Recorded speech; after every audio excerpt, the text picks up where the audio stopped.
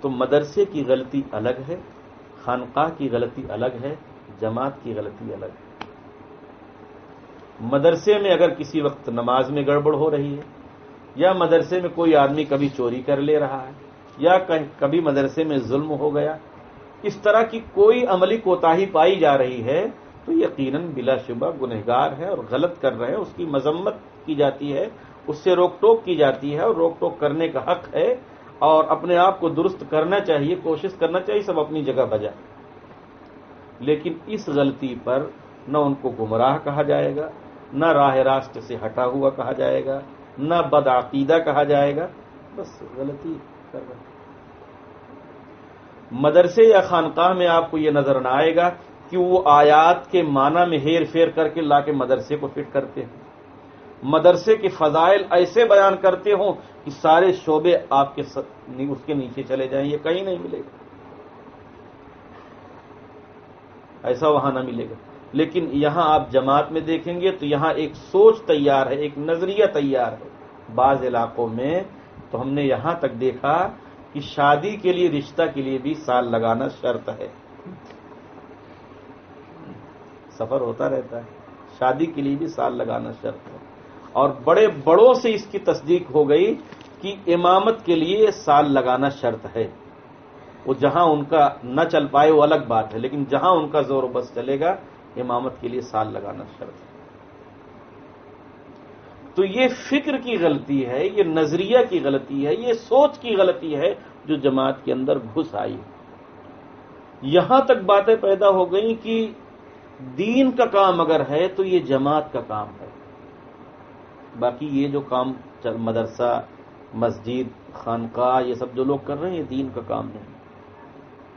یہاں تک باتیں آ گئیں کہ یہ لوگ پیسہ لے کے کام کرتے ہیں اس لیے دین کا کام نہیں، ہم لوگ بغیر پیسہ لیے کام کرتے ہیں اس لیے یہ دین کا کام ہے۔ میں کہتا ہوں کہ چند منٹ کے لیے ان مدارس کو، علماء کو اور حفاظ کو ایک سائیڈ رکھ لیا جائے، اور اس کے بعد جماعت کے جتنے افراد ہیں ان کو دوسری سائیڈ رکھ لیا جائے، بشرطے کہ وہ مدرسہ سے حافظ عالم نہ بنے ہو، بس صرف جماعت سے، اور اس کے بعد ان سے پوچھا جائے کہ ذرا یہ مسئلہ آپ واضح کر دیجیے، قرآن مجید کا کون سا نسخہ آپ کے پاس ہے جو علماء سے ہٹ کر آپ کو ملا ہو، بتا دیں۔ تفسیر کی کون سی کتاب آپ کے پاس ہے جس کو مدارس اور علماء نے نہ تیار کیا اور آپ نے تیار کیا، لا کے دکھائی۔ اب جنہوں نے اپنی جان کھپائی، اپنا وقت کھپایا، اپنا مال کھپایا، سب کچھ قربان کر دیا، اس کو تو آپ کہتے ہیں کہ دین کا کام نہیں۔ آپ مہینے میں صرف 3 دن گئے تو کہتے ہیں کہ ہم سے زیادہ دین کا کام کرنے والا کوئی نہیں۔ 27 دن تو آپ کماتے ہیں اور اچھا خاصا پیسہ آپ کے پاس ہو جاتا ہے، اور مہینے میں 3 دن آپ چلے گئے تو کہتے ہیں کہ میں تو، اور مدرسے والے پورا سال اسی میں لگے رہتے ہیں، کوئی 3,000 پہ پڑھا رہا ہے تو کوئی 5,000 پہ پڑھا رہا ہے، کوئی 7,000 پہ پڑھا رہا ہے، بڑی مشکل سے ان کا جو ہے کھانے پینے کا خرچ پورا ہو رہا ہے۔ اس تنخواہ میں نہ وہ گھر بنا سکتے ہیں، اس تنخواہ میں نہ شادی بیاہ کر سکتے ہیں، اس تنخواہ سے نہ بڑی بیماریوں کا علاج کر سکتے ہیں۔ تو آپ بھی انہی کی طرح 4-5 ہزار میں رہیے اور پوری زندگی لگائیے، تو میں بھی دیکھوں کہ ہاں آپ لوگ پوری زندگی اور 3 دن اور 40 دن اسی تنخواہ میں لگا رہے۔ یہ تو اللہ تعالیٰ کی عنایات ہیں، اللہ تعالیٰ کی توفیق ہے، اللہ تعالیٰ کا انتخاب ہے کہ علماء اور حفاظ کے دلوں میں اس بات کو ڈال دیا ہے کہ وہ پیسہ کم ملے زیادہ ملے اس سے کوئی بحث نہیں۔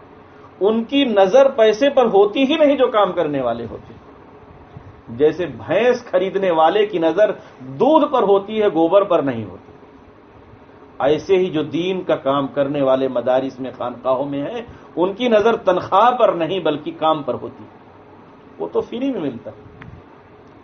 شہرت کی نیت نہ کی جائے تو پھر شہرت عیب کی چیز نہیں۔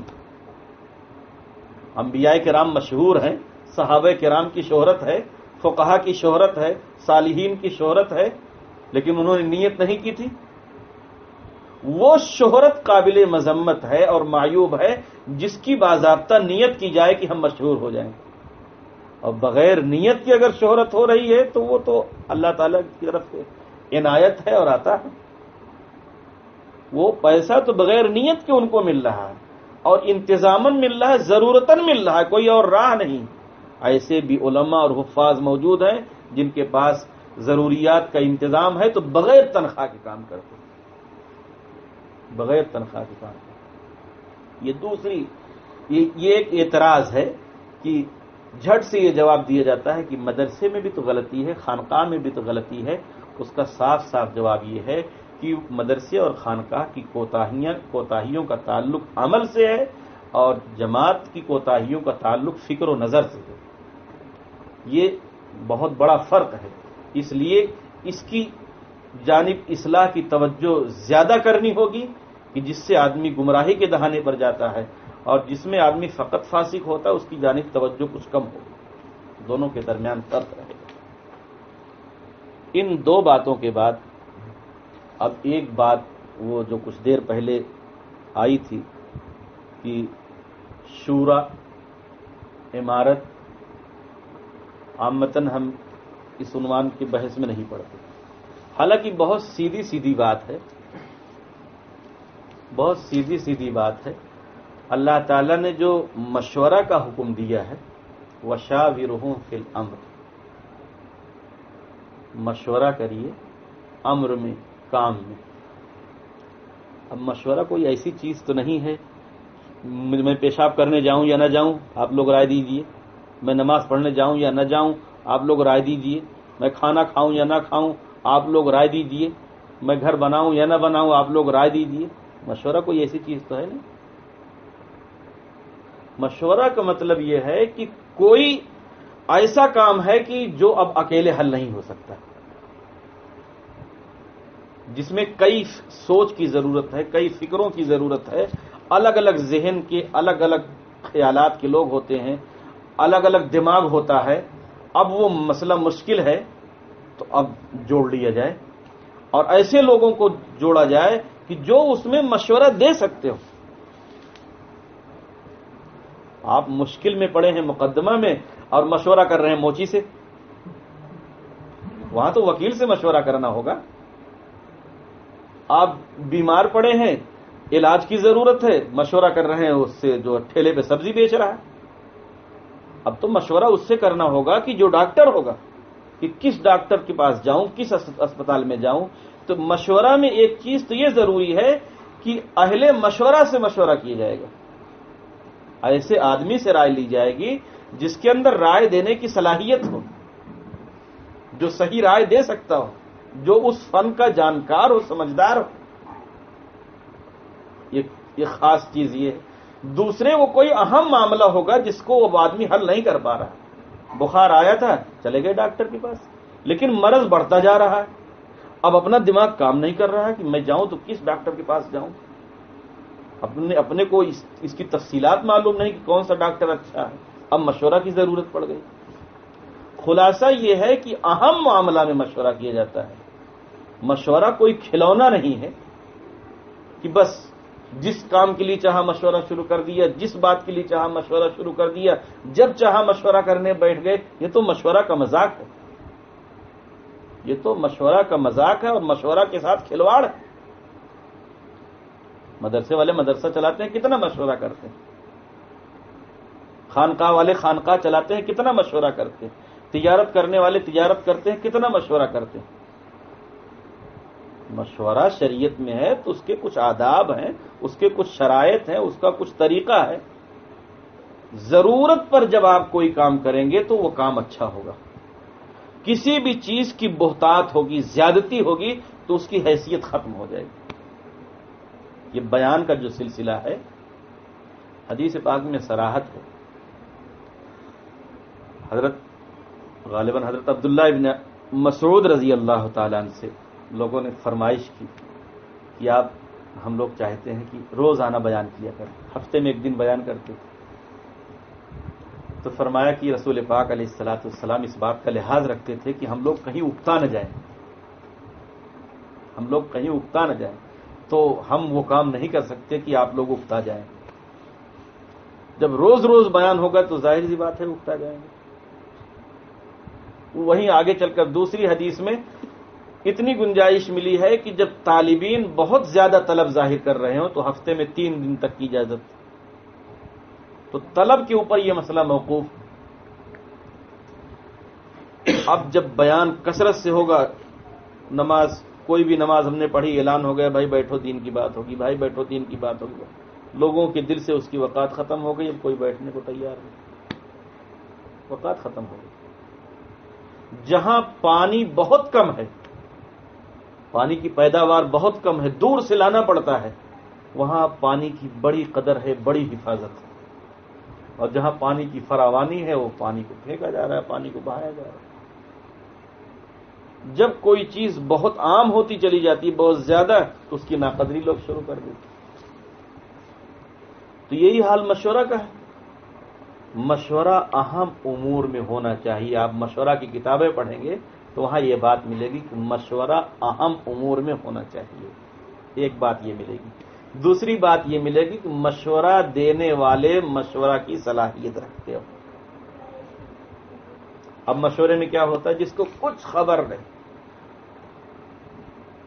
ان کو امیر بنا دیں، تمہاری کیا رائے ہے، تمہاری کیا رائے ہے، تمہاری کیا رائے ہے، بیان کون کرے گا، تمہاری کیا رائے ہے، گشت کون کرے گا، تمہاری کیا رائے ہے. اب یہ جتنے بیٹھے ہیں بیچارے، ان کو کچھ خبر نہیں کہ کون اس آدمی کو ڈھنگ سے کر سکتا، اور سب رائے دے رہے ہیں. یہ تو مشورہ ویسے ہی ہو گیا جیسے الیکشن والا حال ہے. جو انگوٹھا چھاپ ہے وہ بھی الیکشن میں بتا رہا ہے کہ ہاں یہ صاحب بہت اچھے ہیں، انہیں کو جو ہے پردھان منتری بنا دیے گئے، انہیں کو پردھان منتری بنا دیے گئے. حالانکہ شریعت میں جو مشورہ ہے، کسی امیر کا انتخاب ہے، امیر المؤمنین کا جو انتخاب ہے، اس میں بہت سمجھدار لوگ، اہل حل و عقد، وہ لوگ بیٹھ کر غور و فکر کریں گے اور طے کریں گے کہ کون آدمی صلاحیت کا ہے جس کو امیر منتخب کیا جائے. مشورہ میں ایک بات تو یہ ہے کہ ایسا آدمی ہو جو رائے دے سکتا ہو، دوسرے اہم معاملہ ہو. تیسری چیز یہ ہے وشاورہم، آپ مشورہ لیجیے. یہ مشورہ لے گا وہ ذمہ دار آدمی. یہ نہیں کہ مشورہ والے جا کے انجیکشن لگائیں گے کہ ہم سے رائے لو، ہم سے رائے لو، ہم سے رائے لو. یہ وہ خود جو ہے اس کو جہاں ضرورت محسوس ہوگی وہ مشورہ لے گا. کہیں ضرورت پر مشورہ لے گا اور کہیں لوگوں کو ہم خیال بنانے کے لیے، مطمئن کرنے کے لیے، لوگوں کے سامنے وضاحت کرنے کے لیے مشورہ لے گا. تو یہ مشورہ جو لے گا وہ ذمہ دار آدمی مشورہ لے گا. یہ تو مشورہ کی بحث. ایک جگہ کی خبر آئی کہ ایک مسجد میں دیکھا کہ اللہ جانے خبر کتنی صحیح ہے کتنی غلط ہے، کہ کوئی نہیں ہے. کہا کہ لوٹوں کو جمع کرو اور مشورہ کرو. لوٹا بندھنا وضو کرنے کا جو. اور ایک جگہ سے استفتاء سوال نامہ بھیجا گیا، یہ افریقہ کی بات ہے، کہ اب پورے محلے کے لوگ نمازی بن گئے ہیں، اب کس کو گشت کیا جائے. تو فیصلہ ہوا کہ کچھ لوگ مسجد سے گھروں کو چلے جائیں اور کچھ لوگ ان کو جا کے گشت کر کے لائیں. تو گشت تو اس لیے تھا کہ لوگ نمازی بن جائیں. اب آپ نے گشت ہی کو فرض بنا رکھا ہے کہ اب باضابطہ لوگ مسجد سے گھر چلے جائیں اور پھر ان کو بلانے کے لیے دوسرے لوگ جائیں تاکہ یہ فریضہ عمل میں آئے. یہ سب زیادتی ہے، یہ سب زیادتی ہے. تو شورا اور مشورہ کے باب میں ایک تو شریعت کا وہ نظام ہے جو امیر المؤمنین سے متعلق ہے، خلافت سے متعلق ہے، اور پورا دنیا کا نظام، پوری حکومت کا نظام سنبھالنے سے متعلق ہے. وہ علیحدہ چیز ہے، وہ منصوص مسائل ہیں، اس کے لیے آیتیں ہیں، اس کے لیے حدیثیں ہیں. اور ایک یہ انتظام ہے کہ مدرسہ چلانا ہے تو ایک ذمہ دار چاہیے، خانقاہ چلانا ہے تو ایک ذمہ دار چاہیے، مسجد چلانا ہے تو ایک متولی چاہیے، جماعت کا کام چلانا ہے تو ایک اس کا ذمہ دار چاہیے. یہ در حقیقت امیر نہیں ہے، حالانکہ اپنے آپ کو باور کرانا چاہتے ہیں کہ میں امیر المومنین ہوں. ہاں آپ ایک ناظم ہیں، آپ ایک منتظم ہیں، آپ ایک ذمہ دار ہیں ایک کام کے. اس حیثیت سے اس پر گفتگو کرنی چاہیے، اس حیثیت سے اس پر آنا چاہیے. ایک نظام ہے، ایک انتظام.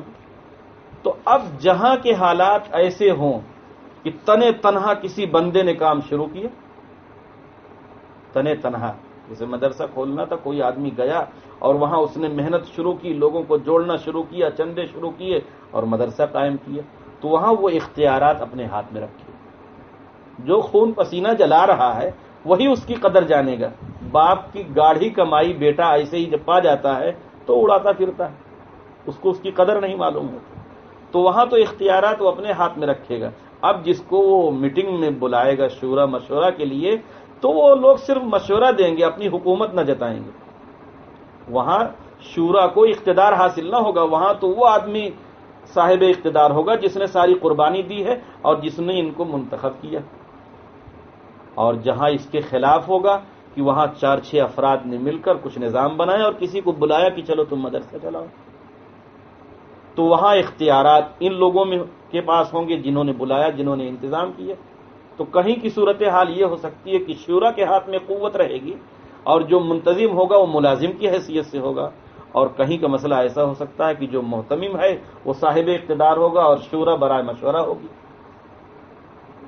بہرحال یہ لوگ جو کچھ آپس میں بحث کر رہے ہیں وہ جانے، ان کا کام جانے، لیکن یہ لوگ جو اس میں دلائل لا کے پیش کر رہے ہیں امیر ہونے کے لیے اور شورا کے لیے، وہ سب وہاں سے لا رہے ہیں، کتاب القتال سے اور کتاب الجہاد سے لا رہے ہیں. ڈونٹ وہاں سے لانے کی کوئی ضرورت نہیں، وہاں سے لانے کی کوئی ضرورت نہیں. یہ ایک نظام ہے، آپس میں مل کے جو طے کر لیں اس طرح سے اپنا کام کریں، لیکن شریعت کے موافق کریں.